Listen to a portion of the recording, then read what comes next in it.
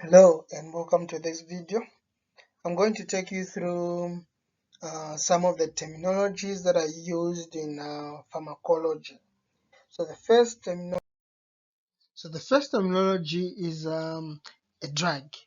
So a drug is a chemical substance used in the diagnosis, treatment, and prevention of diseases. We also have another terminology known as half-life. So half-life, this refers to the time required for the body to eliminate 50% of the drug. Knowledge of the half-life of a drug is important in planning the frequency of dosing. For example, drugs with a short half-life, that is 2 to 4 hours, need to be administered more frequently, whereas a drug with a long half-life, which is 21 to 24 hours, requires less frequent dosing. Although half-life is fairly stable, patients with liver or kidney disease may have problems excreting a drug. Difficulty in excreting a drug increases the half-life and increases the risk of toxicity. For example, digoxin has a long half-life of 36 hours and requires once daily dosing. However, aspirin has a short half-life and requires frequent dosing. In view of this, other patients or patients with impaired kidney or liver function therefore requires frequent diagnostic tests to measure their renal or hepatic function. The other term we can look at is pharmacology. Pharmacology, this is the study of interaction of drugs with living organisms. It also includes the history, the source, the physiochemical properties, the dosage forms, the methods of administration, absorption, distribution, mechanism of action, biotransformation, excretion, clinical uses, and adverse effects of drugs. The other term we can look at is clinical pharmacology. Clinical pharmacology, this is the evaluation of the pharmacological action of drugs, their preferred route of administration, and the self-dosage range in human by clinical trials. Okay.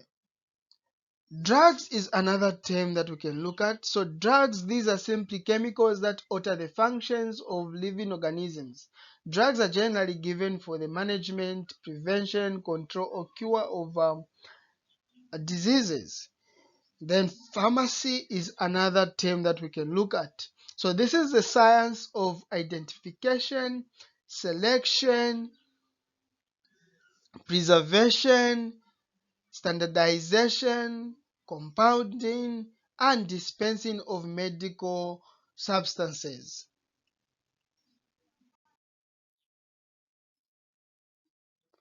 Toxicology is another term that we can look at. So toxicology, this is simply the science of poisons. Many drugs, if taken in large doses, may act as poisons. Poisons are substances that can cause harmful, dangerous, or fatal symptoms in living substances. Chemotherapy is another term that we are going to be finding in this pharmacology. So, chemotherapy, this is the effect of drugs upon microorganisms, parasites, and neoplastic cells living and multiplying in living organisms. Pharmacopoeia, that's another term that we can look at. So this is an official code containing a selected list of established drugs and medical preparations with description of their physical properties and test of their identity, purity, and potency. For example, the Indian Pharmacopoeia, which is the IP, and the British Pharmacopoeia, which is the BP. We also have general anesthetic drugs. So general anesthetic drugs, these are drugs that depress the cerebral function by inducing unconsciousness. They are usually administered intravenously or through inhalation. Apart from general anesthetic drugs, we also have local anesthetic drugs.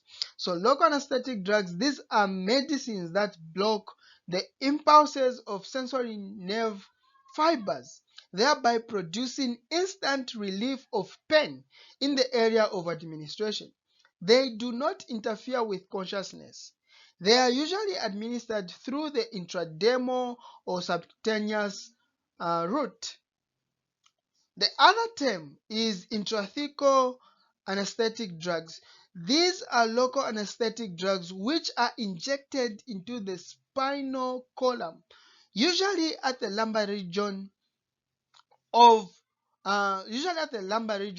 specifically to block the sensory impulses below the lumbar region. They are commonly used for major surgical operations, for example, the genitourinary system. They do not interfere with consciousness, and they are usually given together with major narcotic drugs such as morphine. Other terminologies we are going to find is diuretics. So diuretics, these are drugs that decrease sodium and water reabsorption by the renal tubules, thereby increasing the solute and its excretion and urinary output. They are usually described or named according to their action. For example, we have the osmotic diuretics. So these increase the urinary output volume and reduce the loss of sodium. We also have the potassium sparing diuretics. These are diuretics that reduce the loss of potassium but increases the loss of sodium and the water. We also have steroids, which are the anti-inflammatory steroids. So these they suppress all the inflammatory processes in the body. Therefore, they should be used with caution because inflammation is the body's way of dealing with pathogenic bacterial invasion.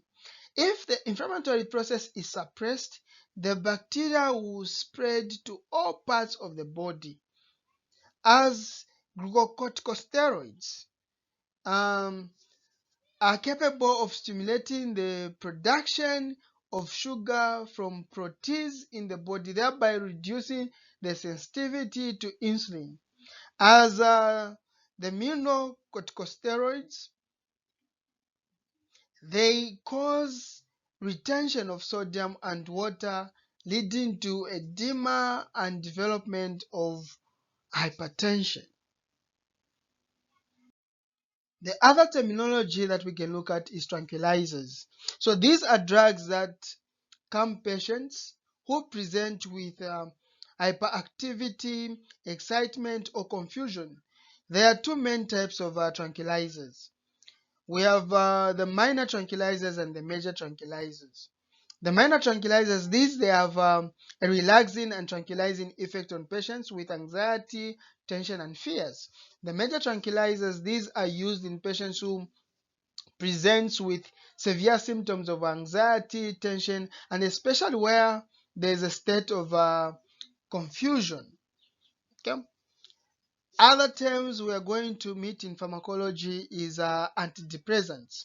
So these drugs are used in the treatment of depression and illnesses that might occur as a result of unfortunate domestic and social conditions.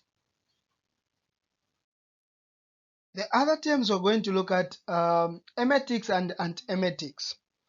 Emetics are drugs that provoke vomiting and are divided into two groups. We have the reflex emetics and the central emetics. The reflex emetics, these ones they induce vomiting by irritating the stomach. Then the central emetics, these they induce vomiting by directly irritating the vomiting center in the brain. Then the antiemetics, these are drugs that are used to stop vomiting, such as placebo. Other terminologies includes antihistamines and histamines. Histamines, these are drugs that stimulate gastric secretion and cause vasodilation of the capillaries and arterioles.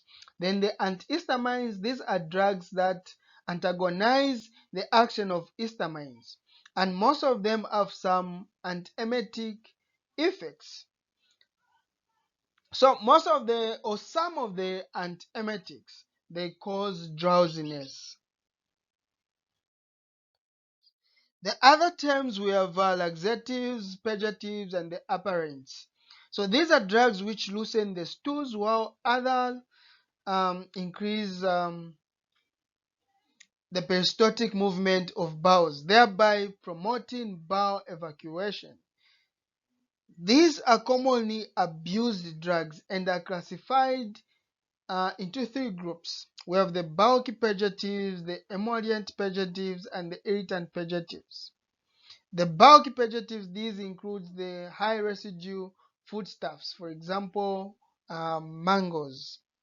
Then the emollient purgatives, these usually includes the oral substances like liquid paraffin. Then the irritant purgatives, it includes the castor oils. So other terminologies, we have antifungal agents, which are drugs which are used in the treatment of fungal infections, and most of them are topically application, and few of them are systemic drugs. We also have antiemetics. So these are drugs used in the treatment of worm infestations, and usually they are a very diverse group of substances with a widely differing properties. We also have antimalarial drugs, which is another term. So these are drugs which are used in the treatment of malaria, and they can be given orally, intramuscularly, or intravenously. We also have terminologies like vaccines and antiserals. So these are drugs that give protection against certain communicable diseases. They are divided into three categories. We have the toxoid, the sera, and the antigens. So the toxoids are given to bring about active immunity, and once given, the person produces antibodies against the bacteria or toxin. They are used mainly for prophylaxis measures. Then the sera, um, sera are preparations that are given in order to bring about passive immunity and are usually given for treatment. For example, treatment of tetanus toxoid. Then we also have antigens. These are used for diagnostic purposes. Lastly but not the least, we have antibacterial drugs. These are drugs which are used in the treatment of TB. So treatment of TB is divided into two phases for both children and adults. We have the intensive phase and the continuation phase. So these are some of the terminologies that you are going to find in pharmacology.